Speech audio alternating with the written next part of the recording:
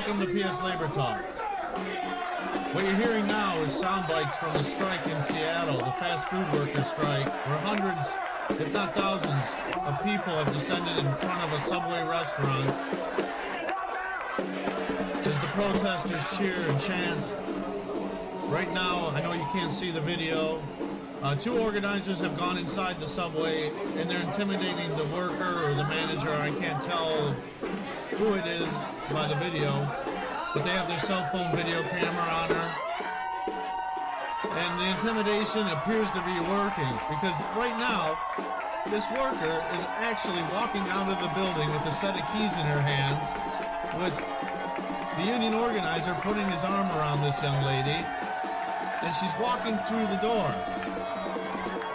Now she's closing the door, she's locking the door, and she shut this restaurant down. This woman has just joined this union movement as she walks outside to hundreds and hundreds of protesters cheering her on. Si puede, you heard it. Yes, you can. Yes, we can. What just happened here? Well, I'll tell you what happened. This is Union Organizing 101. They've created an environment of chaos and an environment where emotions have driven this woman to walk out of her job, shut it down, and join this movement. This is exactly how unions work. Well, there you have it. The union has set their sights on fast food. This is a movement that's growing. This is something that we're going to explore in depth today with the inside knowledge from Ricardo Torres, a former high-level union official who is currently serving as the president and CEO of Permanent Solutions Labor Consultants out of Detroit, Michigan. We're also joined today by James Reed, a future partner at Manning-Hauser of Southfield, Michigan. Reed is a member of a group that specializes in franchises, corporate law, and employment law. Together, we'll be demonstrating just how serious this attack is, why this industry is so vulnerable, and what leaders and franchise owners in this industry can be doing right now to protect themselves from these types of unions attacks. Ladies and gentlemen, this is PSLabor Talk.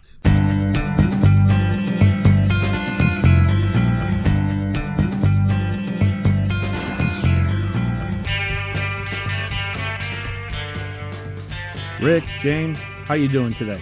I'm doing good, Bob. I'm doing good, James. How are you guys doing? I'm doing great. Glad to be here. Well, I'm glad to have you guys. This is a subject that we're taking very seriously, so let's jump right in it. Listen, do you see the current threat of unionizing fast food as a real concern, or do you view this as just a shotgun approach being deployed by the unions to increase their membership? No, I see this as a real concern, especially given the timing. The Healthcare Reform Act is going to be effective in 2014. And I know a lot of employers are already taking action now, reducing employees' hours to part-time so they're not eligible for health care benefits. And these adjustments to the fast food employees is going to create a big issue for many employees. Well, you know, Bob and James, this is nothing new. And, you know, the press, and I'm reading the reports and the newspaper articles, and they're talking about the unions targeting the fast food industry as something new. But this is something that years ago when I worked with the AFL-CIO with the George Meany Institute, that we put together programs years ago to attack fast food restaurants. We considered fast food restaurants a soft target, easy to organize because they're very, very, very vulnerable to organizing tactics. Well, that's very interesting. I want to hear more about this vulnerability. You say they're vulnerable. What exactly makes them so vulnerable to union organizing? Well, you're dealing with a young group of people mostly that are working there. You're dealing with people who are going to school, going to college. There's not a lot of people that go into the fast food industry to make a career out of it. And so the turnover in fast food restaurants is over 100%, between 100 and 120% a year. So that makes them very vulnerable. It's also a very dangerous place to work. In fact, you know that it is more likely that a fast food worker would be murdered on a job than a police officer on an average scale across the country. So it's dangerous work. So the turnover rate is high. It costs a lot of money to have that turnover rate. It costs about $3,600 per employee to rehire and to retrain a worker. So the cost is very high. The unions can go in there and infiltrate the restaurants and really hurt them economically. And also, the public and employees don't fully appreciate that many of the fast food entities like McDonald's, Burger King are privately owned by entrepreneurs that only have about 1 or 2 McDonald's on the franchisee side. And as such, they're not making as large of a profit as on Wall Street. So the profit margins are a lot slimmer than the public perception. And I think also given the unhealthy food and the impression that fast food companies are trying to make a buck instead of provide healthy food makes them a target because they're not a positive image in the community. Well, yeah, absolutely. You're looking at now. There's so much talk about the rising healthcare costs, and that's another the weak side or the underbelly of fast food, because you can attack them on many different fronts, not just for the working conditions or the perceived working conditions. The unions would make their own reality, and what's one of the plans that we had is to really attack the fast food industry and give the perception that it's just a horrible place to work and the environment is terrible. But once again, with all the other issues that are going on with the healthcare cost and with the high content of fat in the fast food industry, so there's a lot of ways that unions could attack them. Wouldn't you agree, James? Absolutely true. Well, let me back up. Rick, you and I have had conversations in the past about the previous experience you had when you were a union official and some of the planning that you've done on the union side to go after the fast food industry. Now, that was many years ago. Can you kind of delve into some of the aspects of that planning? Yeah, and why did it take so long for them to get where they're at today? Well, Bob, years ago when I was working with the FL-CIO to put together the advanced training and in corporate organizing campaigns across the country, one of the things that we put together, was a program on how to attack the fast food industries because of the many weaknesses or perceived weaknesses within that environment. But at the time, there was a real big push with healthcare, and the unions didn't really see the international didn't really see that there was a lot of money involved. There was a lot of work that would have to be done, and you're dealing with. In fact, the high turnover rate was kind of a turnoff for the unions also. They didn't want to have to, continuously have to re-educate people. But now with a shrinking membership base, they are re-looking at this, and basically there's millions of workers out there that they can collect dues off of, just in the United States, that they could really replenish their numbers. So now they're starting to look at it again. It's an easy target. The dues are low, but the numbers of the workers could really secure their base. And I also think since the economic downturn in 2008, a lot of these companies have been staffed with more senior employees that know their rights, come with a little more background and experience, and it makes it more vulnerable to start union activity. Well, yeah. In fact, even if you look back to the Occupy Wall Street movement, and this was kind of a reckoning with the young people in unions also, because the unions for years, and when I was part of when I was an official, this is something that we always were concerned about. How do we take the old worker who's retiring and the dedication or the loyalty to the union, and now we have the new generation coming up. How do we get them to turn on to the unions? How do we get them to be interested in the unions? And it was always a hard thing to do because the younger workers coming up thought that, well, unions is a dinosaur. They're a dinosaur. They're a dying breed. And with the laws and protections now that, we don't really need a union. We don't want to have to pay dues because they're not making a lot of money. With the Occupy Wall Street, in fact, we talked about this and had podcasts on these, is that when the unions came in, they hired young people to come in to communicate with these Occupy Wall Streeters all around the country, and it reinvigorated the youth. Now they look at unions as kind of a hip thing now, because they were involved in these social issues and these mass movements across the country, and they're still doing it. So it really benefited the unions quite a bit to get involved with the young people, and they're continuing to do that. So it's reinvigorating the youth. The youth are more interested in it. They have more knowledge of what unions are, and or what they're perceived to be, and so it's making it a lot easier. The environment is easier to attract these young people. All right, you guys were talking about this being vulnerable. That the fast food industry is so vulnerable. What makes it so vulnerable? And what can these owners and these franchise owners and these people in leadership roles in fast food, what can they do right now to protect themselves? Because this is coming. This is something that's growing and growing and growing, and we're watching it right before our eyes. It's a real big issue. Mainly, the franchisor doesn't always provide an employee handbook and policies for the franchisee to give to employees. So you're left with franchisees having to take the initiative to seek legal advice and training.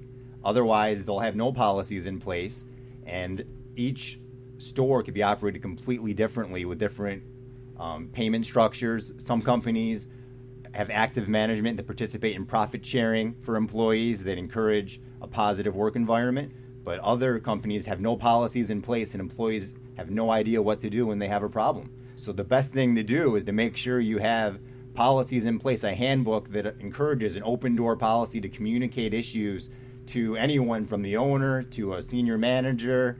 Make sure that you have transparency and explain that the profit margins aren't as large as they appear on Wall Street, and a small entrepreneur only has maybe one or two of these restaurants, and the best way to minimize liability is to create separate entities for each store that a client of mine potentially owns.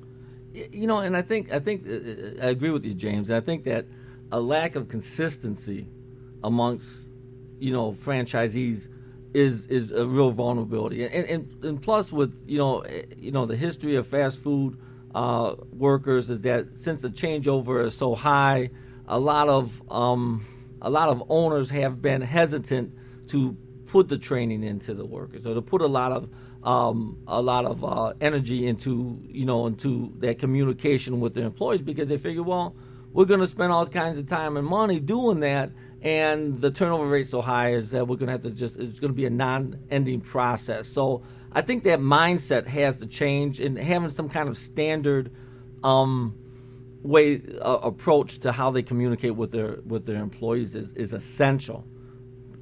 And I know you guys have seen the videos, you've seen the photos of these protesters in the fast food industry. In every city, they're shooting for $15 an hour. And that's a huge leap to where they're at right now. What kind of financial impact, and I'm asking this because everyone in this room knows that this goes way more above and beyond just what that pay increase is when it comes to the cost of running a business in a unionized environment. What kind of financial impact do you think that these owners and these leaders in the fast food industry could expect to see should this movement take off and become bigger and bigger? Well, it definitely takes the small entrepreneur out of the business. If you aren't able to operate dozens of stores, you aren't going to be able to make enough of a profit margin to earn a living. So it's really going to monopolize the industry and only allow the mega corporations to be in this business. And it's also going to require an increase in prices to the customer, and the consumer may not be wanting to pay $10 for a fast food burger. Well, yeah, and you know what, franchise owners are traditionally not a very sympathetic group of people, because people have the perception, once again, as you stated, James, that they're making all kinds of money, that they're just hand over fist, they're making money and it's coming in, and all they're doing is just hammering away at their employees and paying them next to nothing. Well, we know that's not true, but once again, is learning how to communicate to the employees, to the communities that the stores are in, and partnering with people within the communities. I think that's important. In fact, that's exactly the tool that the unions will use to attack the restaurants, the fast food restaurants. And one of the plans that we had was to use that same tactic, in fact, start in the urban areas, because that's where, a lot of the people who work at the restaurants, they may not have cars, they may walk, they may be single parents, whatever, but it's a lot easier to build the support with the community, with the workers, protesting against the fast food restaurants. Well, that same process can happen with the owners, is that they can use the community to build up the support base, to educate them on exactly what it is, to become, instead of just being a person that come in and build a restaurant in the community and all the negativities that go with fast food, with people, feelings that people have about fast food, but come in and be partners within the community. Come in and be good corporate citizens. And I think that's important, and that will open a lot of people's eyes that these are human beings also. These are people who are struggling. These are people who come in and invest their money into a lot of these areas and supply jobs. People need these jobs, but they have to create that impression before the unions come in and destroy any possible ability for them to come in and communicate. They will. The whole job is to come in and destroy the reputation of those restaurant owners. That is correct. Active management is essential. Really, the only companies that would be able to survive a union attack are companies that have active owners that not only within the workforce but also in the community, and to show all the positives and have true transparency of all of the costs involved in food and paper and employees and benefits and overhead and utilities. Let them see that they're in the game together. And if the company does better than it has done in the past, all employees will be rewarded. That'll be the new theme. And the thing about it is that what the unions would do, they'll come in and they'll start in the urban areas, and they're going to attack the industry, they're going to attack the owners, they're going to attack the policies, they're going to attack everything about them. Their goal was, or what part of our plan was, to come into some of these high-profile areas and destroy some of the franchise owners. That was our goal, because we wanted to set a pattern across the country that when we come in, if you want to continue to operate, you're going to have to deal with us. And if not, then we're going to make an example of some people. And our goal was to make an example of people to set the pace, to set the stage for organizing across the country. That's what our goal was. We wanted to do that, destroy a few, high-profile franchise owners within these areas, and then set the pace. And the companies that are at the greatest risk are the ones that have either no policies or outdated policies. Specifically, if they ban, employees from discussing wages, or they ban any type of social media at all, those are the companies that are going to be under attack first, and they're going to set an example and instill fear in the rest of the community. And James, what you do is you help protect these owners. You come in and educate them on what they have to do with their handbooks, and that's so important, because a lot of these guys, a lot of these franchise owners, all they want to do is operate their business. They want to employ people. They want to be a good corporate citizen. They just want to operate the business. They're not specialists in labor law or what is right or what is wrong. They're just trying to exist.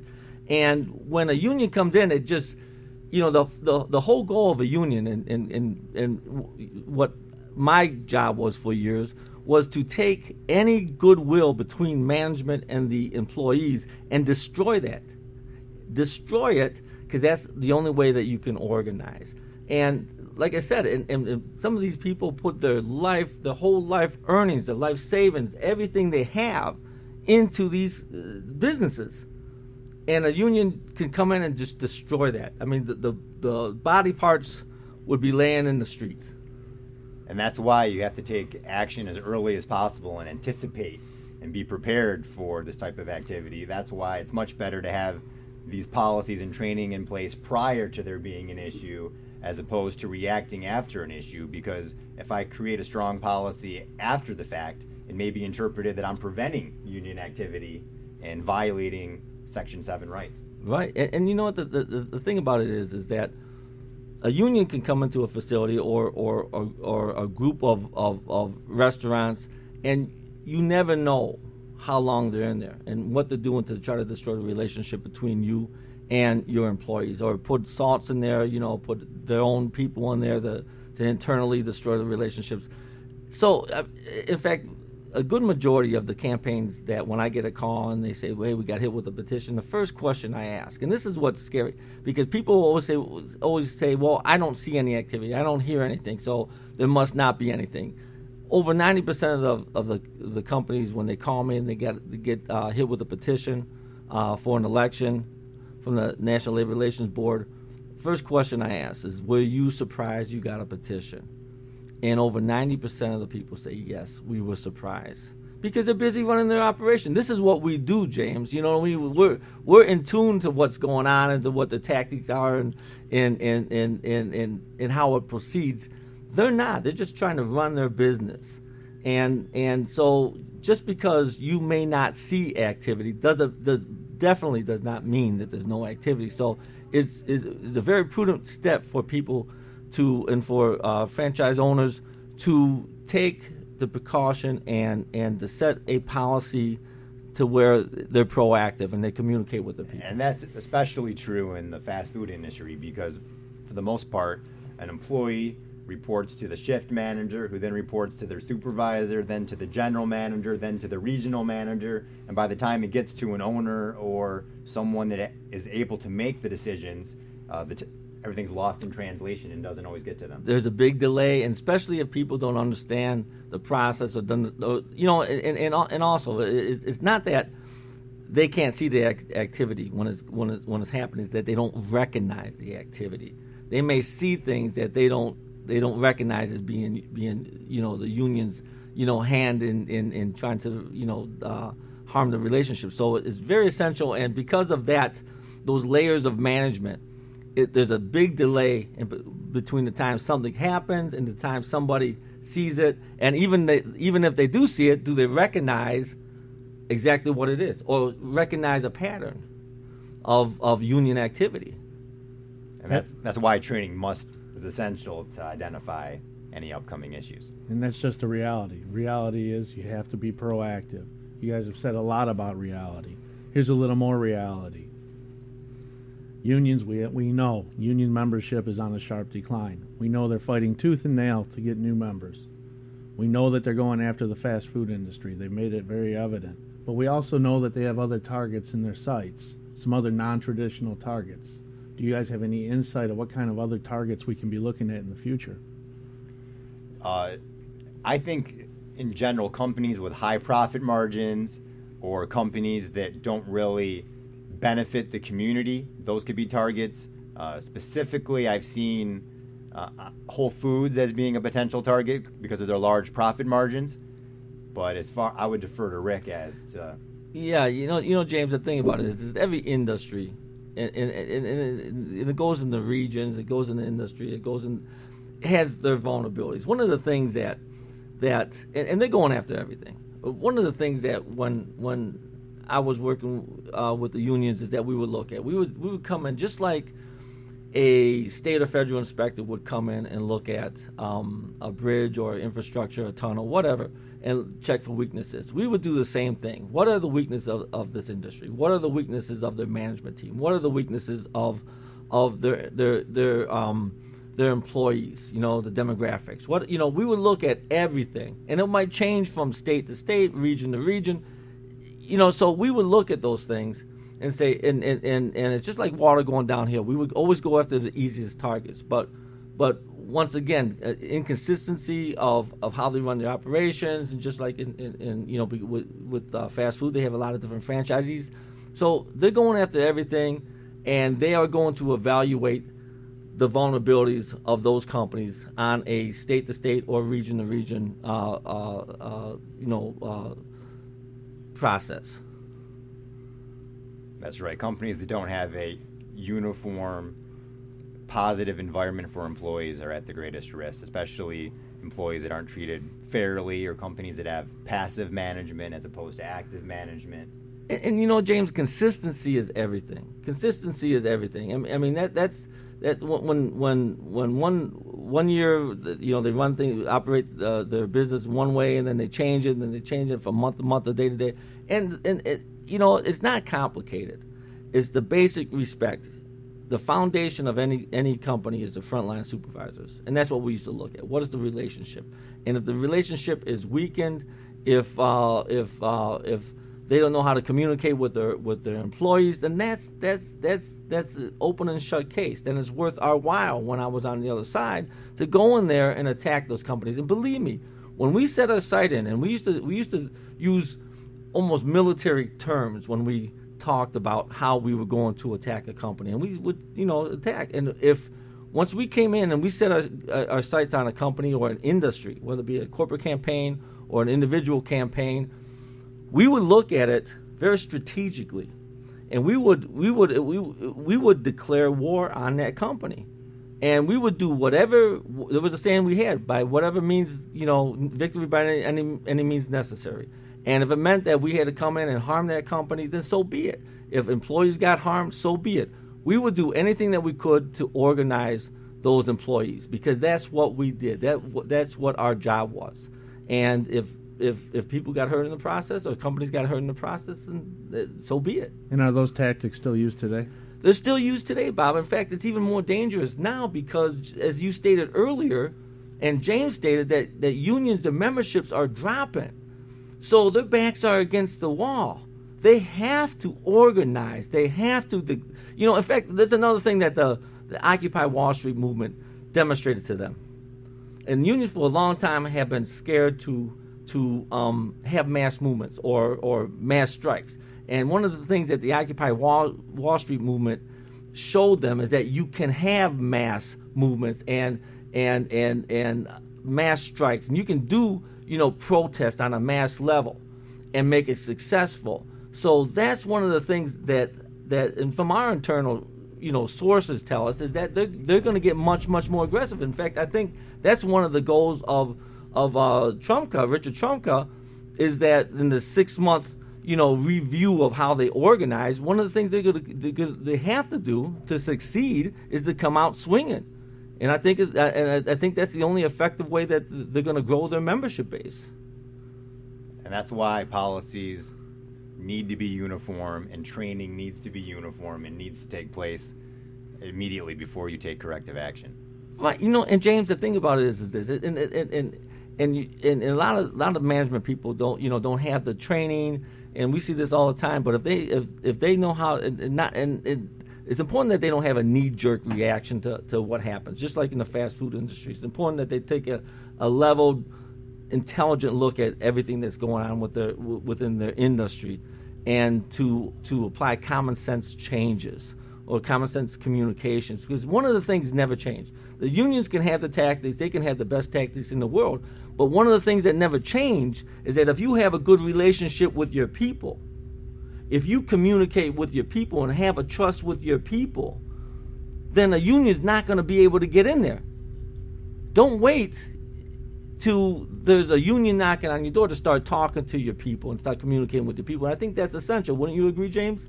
I absolutely agree, and I think the timing is very important now, because a lot of employers are starting to make changes trying to circumvent compliance with the Healthcare Reform Act. And if they're reducing an employee who's used to working 40 hours a week down to 28 hours or less to make them a part-time employee, these employees are going to be disgruntled, and it's going to take away from that positive environment, and they may be more vulnerable to union activity. Absolutely, I couldn't agree more, James. And believe me, unions know what's going on, and they are looking at those same issues that you just mentioned, James, and they know how to take advantage of that and to get people angry, because that's how they organize. Well, there you have it. There's a couple of things we learned here today. 1, you have to be proactive. 2, fast food workers are going to protest, and we're all going to keep an eye on it. Until next time, I'm Bob Carroll. And remember, we will continue to bring management the inside edge into the tactics and strategies used by today's unions, so that you can maintain your union-free advantage.